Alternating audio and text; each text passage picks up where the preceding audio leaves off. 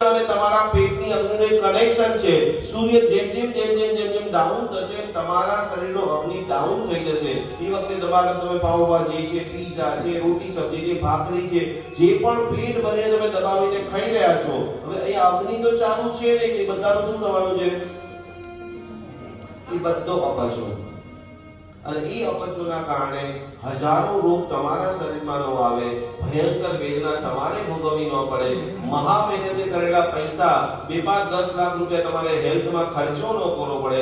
એના માટે ભગવાન એમ કહે છે કે પ્રભુ કે જ્યાં સુધી સૂર્યોદય છે, સૂર્યાસ્ત થવાની તૈયારી છે, એના પહેલા જેટલું તમારે જમવું છે એટલું જમી લો, કારણ કે પેટમાં અગ્નિ ચાલુ છે. અહીંથી જે પણ તમે નાખશો એ બધું પચી જશે અને તમને ખૂબ સરસ સારી ઊંઘ આવશે. ભગવાને સારું કર્યું છે, ખરાબ કર્યું છે? અને આપણે જોઈ રહ્યા છીએ કે અત્યારના સમયમાં મેક્સિમમ રાતે ખાનારા લોકોનું ભોજન પચતું એસિડિટી થઈ જાય, ઉબકા આવે, ગેસ થઈ જાય, અને કેટલા બધા લોકોને ગેસના કારણે એટેક પણ આવે. જોઈ રહ્યા છો તમે બધા? હાથ બતાવો આવી રીતે.